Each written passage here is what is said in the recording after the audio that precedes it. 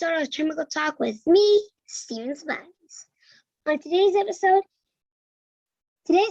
is a very special to me because I am sitting down with the person who gave me my in-ring wrestling debut, where I became undefeated against Tyson Dukes. More on that later. And who has become one of the most important people in my life. Please welcome to the show the 5-time BCW Can-Am heavyweight champion, the 1-time BCW tag team champion with Bobby Clancy, 1-time Elite Wrestling Federation tag team champion with Johnny Swinger, 1-time Ultimate Championship Wrestling heavyweight champion, 1-time World Wrestling Superstar heavyweight champion, the 2009 Border City Wrestling Hall of Fame inductee, the man who wears many hats in the wrestling community, including coach, commentator, and wrestler. Please welcome to the show my friend and fellow Canadian, the executive vice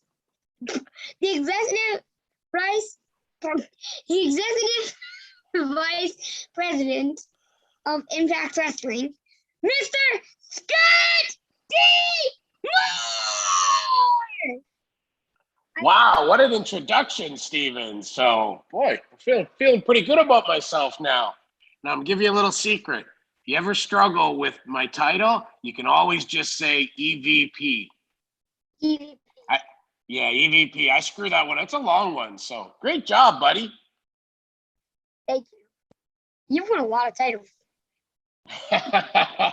Yeah, and now I get to be involved with Impact Wrestling and lots of other great things, and get to deal with and meet great people like yourself and everything. So it's great to be on here. Great to have you on. Okay, now that we've gotten to know you a little better, I've gotten to know some stuff about you. A lot of people might not know anything about you, but I know a lot about you. Just to say that, bring that up there. We have gotten to know you a little better. I would love to lay to more Eliza on some wrestling questions. When did you know that you wanted to become a wrestler? I think I knew I wanted to be a professional wrestler as soon as I first kind of got drawn in the early 80s and a little bit. I used to watch with my grandfather, but then when the rock and wrestling connection hit in 1984 and all the build up with Cyndi Lauper and Hulk Hogan and Roddy Piper and Mr. T and everything building up to WrestleMania 1, I was hooked. And coming out of that, I mean, there's no way I want to do anything with my life other than be a professional wrestler. That's great. On to the next question. We can stop this awkward moment of silence. You have had an amazing career as both a wrestler and a coach and now the exclusive executive vice president of Impact Wrestling. Impact. What would you say the biggest lesson you have learned in each role is? I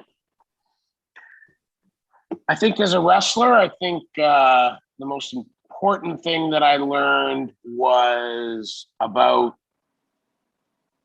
taking great care, because when we wrestle, even though we're opponents and everything else, we have each other's safety in our hands in a lot of ways. So I think valuing and respecting that is something that I learned as a wrestler.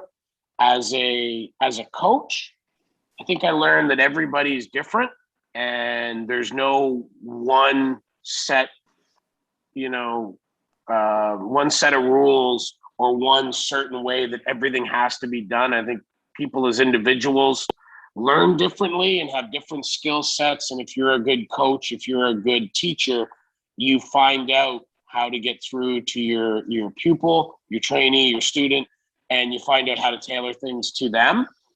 And then as a, an EVP and running Impact Wrestling, I think what I learned, and I hope I learned it a lot sooner, was just to respect and value everybody, whether they're your biggest wrestling star, whether they're the person, whether they're a referee, whether they're an announcer, whether they're a crew person, whether running a camera or pulling cables, the person who set up the ring, and the fact that it takes dozens and dozens of people, really, like 100 people or more, to put out a great wrestling show, and each one of them is valuable and important. So I think it's important that we always stop and remember that, because the people that are in front of the camera get all the accolades, get all the cheers and everything else. But I mean, there's so many people behind the scenes at every level that are working hard to put out that great show. And I think it's important that we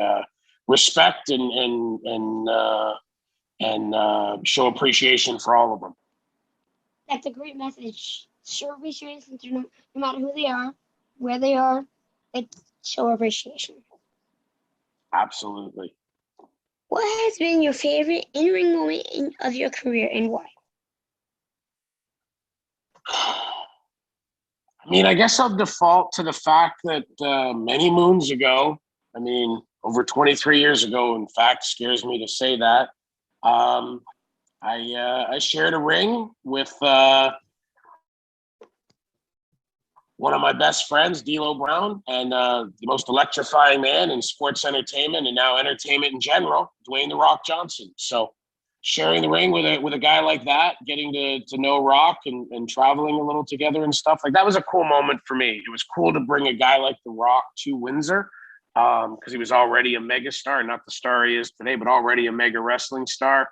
And doing that and sharing that with a good friend and a true brother of mine in D'Lo Brown, I think was an awesome experience, not just for me, but the fact that all these years later, I still have people stop me that say, I was there that night. Like I was in the arena that night when The Rock was there, and being part of bringing him to Windsor was a pretty cool moment. Okay. Now, Kayla told me this. Who is this Rock guy? I really want to know. Who is he? If you don't know who Dwayne Johnson is, you really have some research to do. He's got to go on my show so I can talk to him. Right. He should be on your show. Exactly. Thank you. Well, I think people need to reach out. Sorry, I was just gonna say, I think people should reach out and tweet out to The Rock and tell him he needs to do Steven's wrestling journey. Listen to Scott, everybody. Okay, now Scott, let's just discuss. Maybe you could slide The Rock a little message like, "Yo, go on Steven's wrestling journey, man." Maybe. Hey, we can give it a shot. Last year, he came on Impact Wrestling and inducted Ken Shamrock into our Hall of Fame. So you never know. I'll say this with a lot of people. Yeah. Well, hey, a lot of people that are that big a star don't stop and take time to, participate in a lot of things. But Rock, through everything, has stayed a class act. So, I mean, if there's anybody that there's a shot, I mean, it would be with him. So never say never, Steven, and keep pushing for it. Yes, man. Cookie.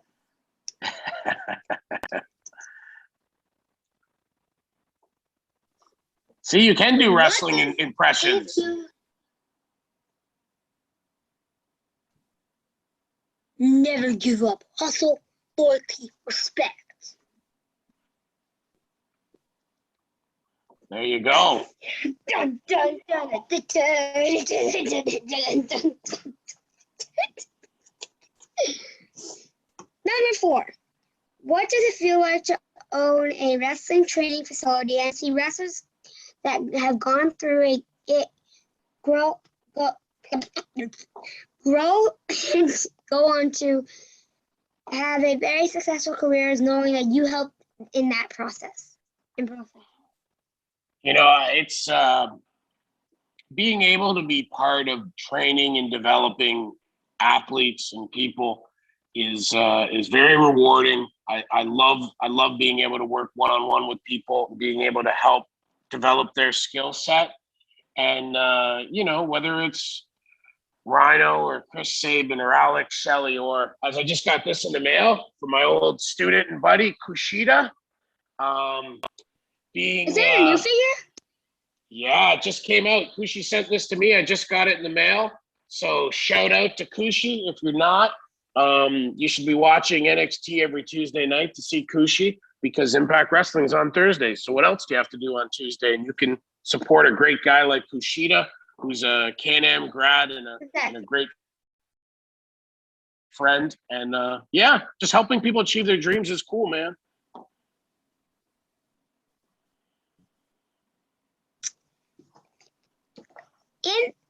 Number 5.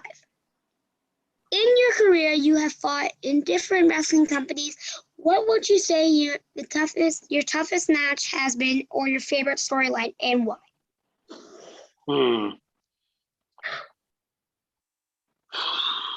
I mean, all the stuff with Team Canada to me was pretty awesome, because having a group like Bobby Roode and Eric Young and Petey Williams, and then whether it was Johnny Devine or A1 or even Ruffy Silverstein or Tyson Dukes, we had a cool, tight-knit group that to me really was a team. We traveled together, we supported each other, and being able to do stuff with them was a really special time for me. And being able to launch careers like Bobby's and EY's and Petey's meant so much.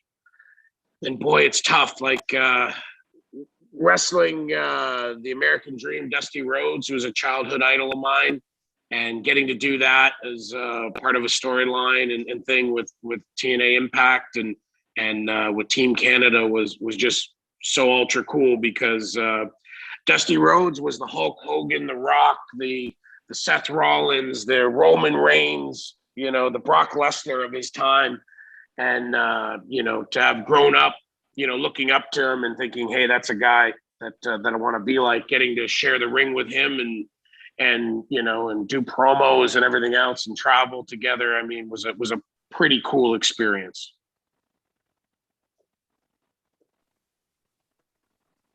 Now, before I get to the next question, you said I can do wrestling impressions.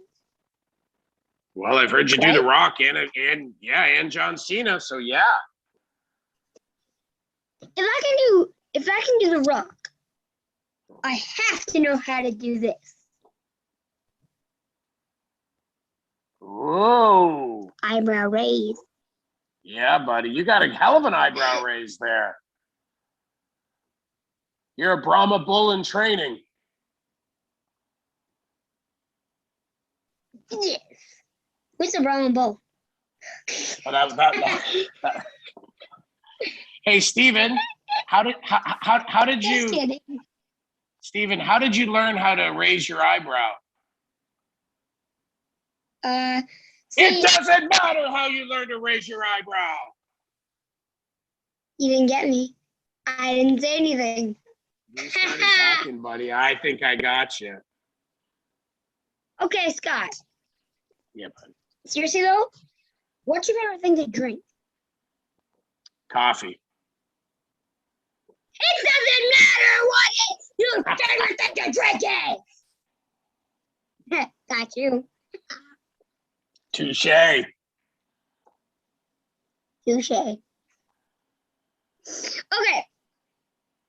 You are trained by Al Snow, Danny Cash, and Irish Mickey Doyle. What would you say one lesson you learned in your training is something you still use today in either your career or your teaching as a coach?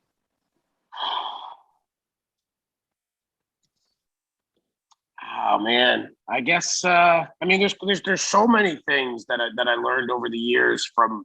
I've been lucky to have so many good coaches. You name three of them. Of course, I'd be remiss if I didn't say the Canadian destroyer Doug Chevalier, who was my very first coach. And I've had so many great mentors along the line, whether it was Jerry Jarrett or Jody Hamilton or Terry Taylor. I mean, so many of them. I guess, I talked about appreciating and treating everybody with respect. I mean, that's one. I talked about how every individual person is, has a different skill set, and you have to tailor it to that. Is two. And I guess another thing that I try to carry with me is patience. People learn different ways and at different speeds, and I think it's important that we have patience. Not just in wrestling training, but in general. You're right. We should have patience no matter what. If you get knocked down and you don't have patience, then you'll never be able to pursue your dream. That's right. Keep at it. What do they say? If you've got a dream, chase it. If you got a shot, take it. During your early career with WCW, you were forced to stop working because your visa expired. What went through your head as a young wrestler that was just starting out in your career? I mean, boy, at the time, it seemed like my career was over, because if you can't wrestle in the United States, then it's really hard to be a professional wrestler. But like we just talked about it, patience and perseverance and sticking with it, through difficulties, through injuries and everything else, just keeping at it. So it was awful at the time to have your career ripped away from you. But I mean, I think in some ways it makes it so much more satisfying, and you appreciate just a little bit more when you finally do get there.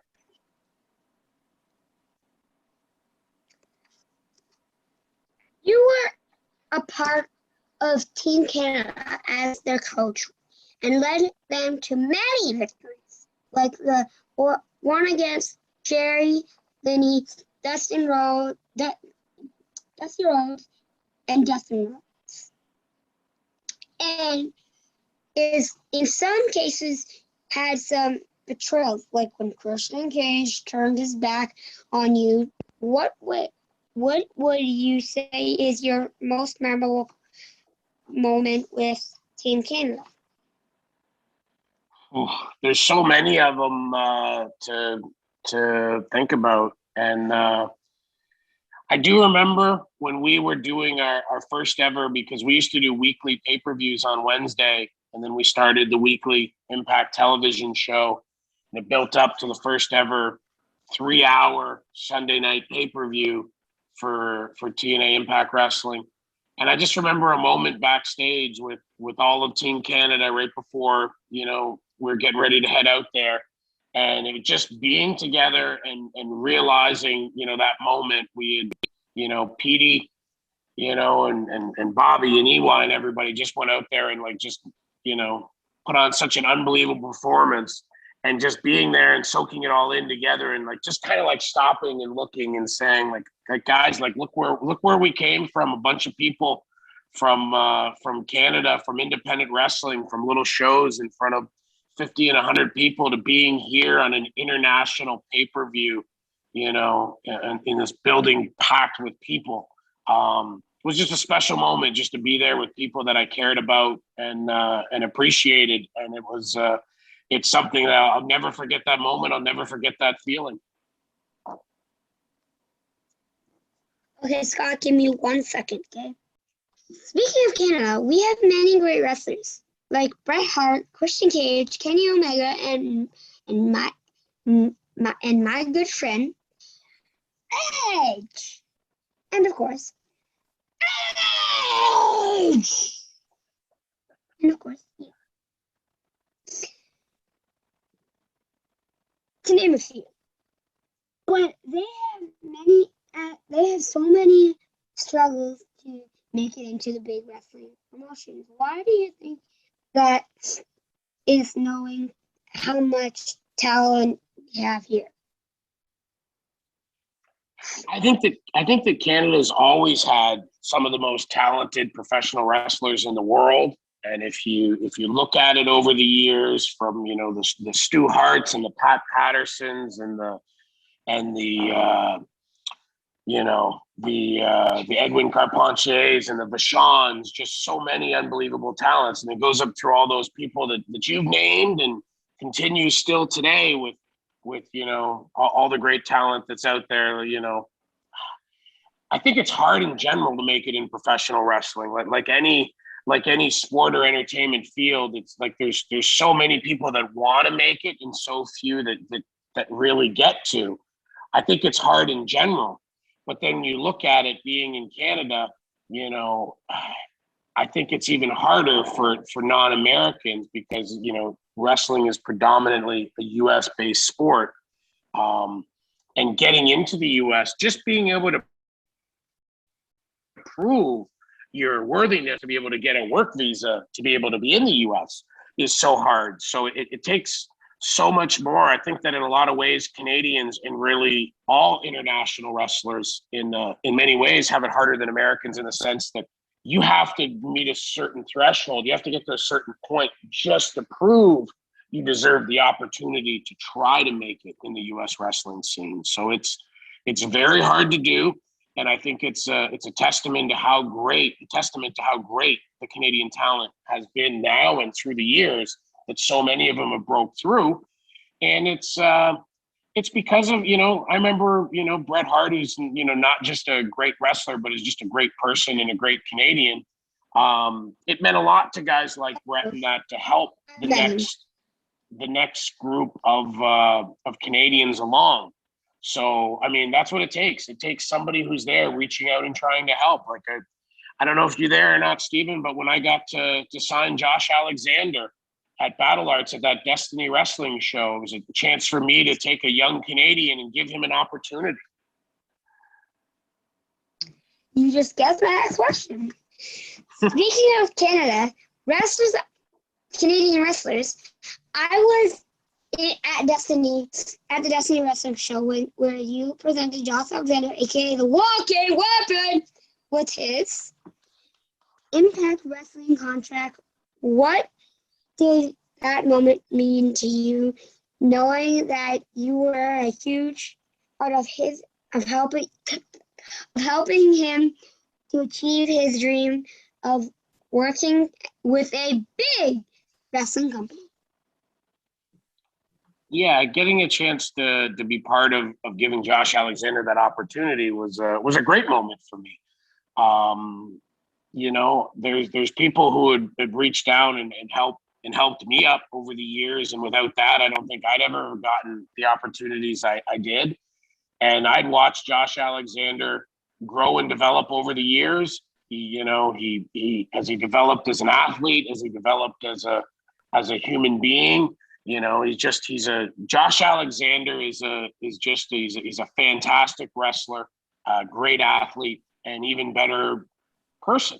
So, I mean, being able to give that opportunity to be part of that for him is, look, I always say, you can give people the opportunity, but they've got to be able to take advantage of it. He's done that.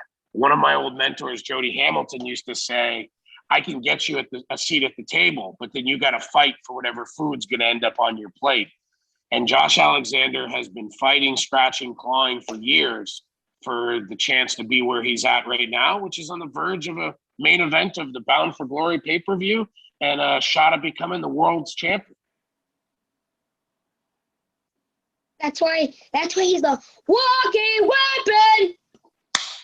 Walking Weapon!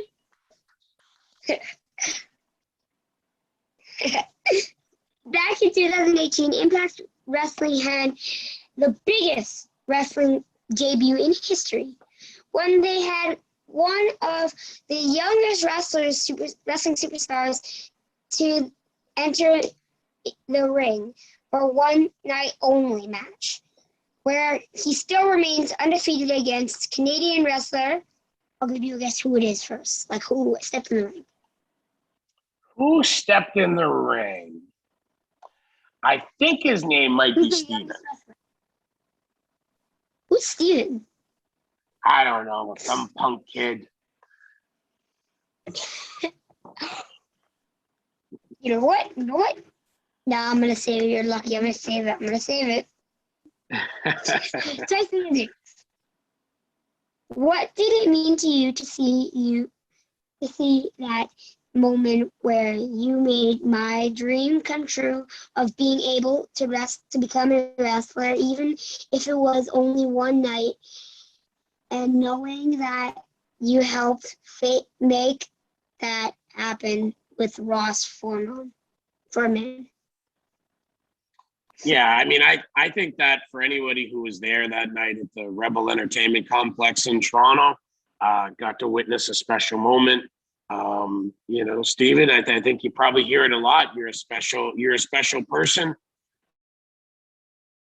And I think that's so many by just doing it. All I heard was, "Let's go, Steven!" That's all I heard. There is a lot of that, and that's because you connect with people. So, and to be there that night and be able to be part of that moment was awesome. And look at the friendship. It started with me and you. You're a member of the family now, and anytime we get to see each other at shows, we get an opportunity to that wrestling family. Yeah, buddy.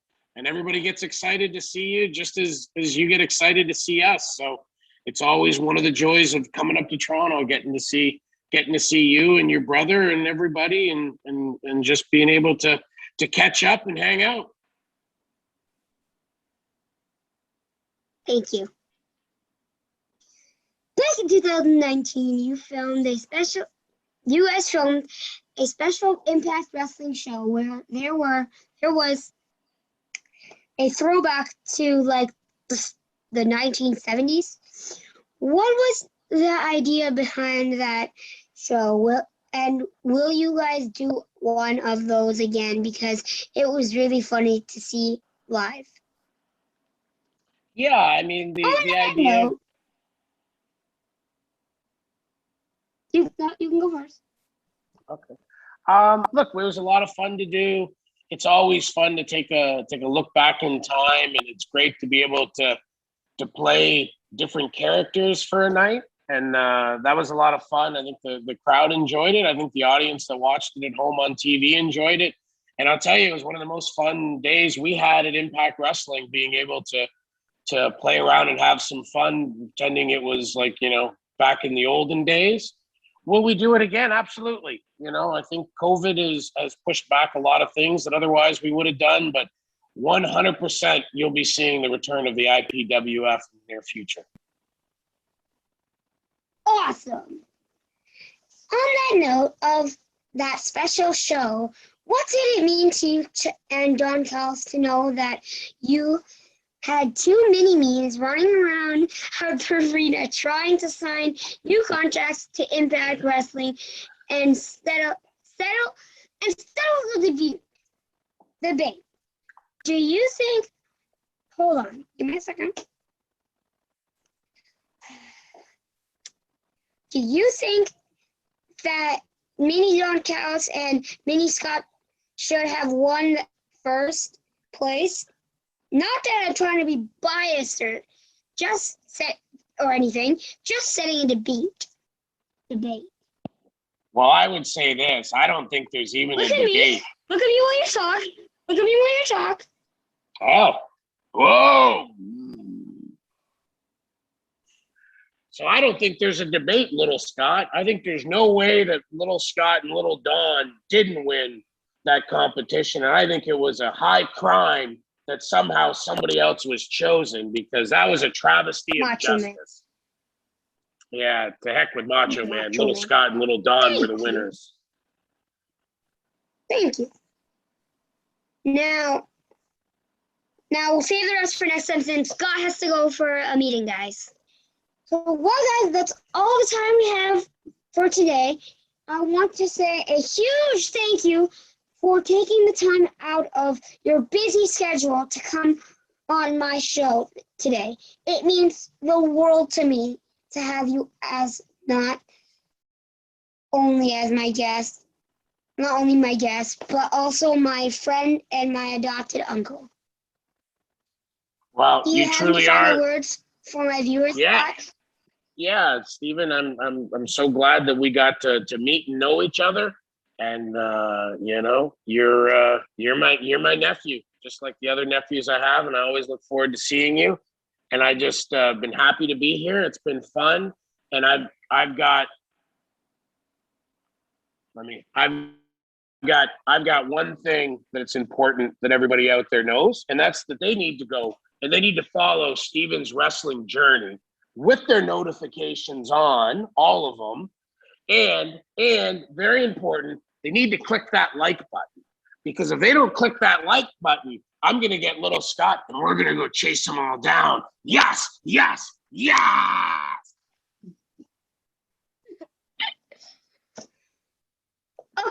Okay, what were you saying, Scott, before where I cut you off on accident, where you said you said that, and then you stopped. You said you truly. Hello? Hey, I don't remember what I was saying. Can you see me? Can you hear me? Okay, yeah, I can. Okay, guys, if you want to see more videos like this, make sure to lay a demoralizer on that like button and a Canadian Destroyer on that subscribe button with all notifications on.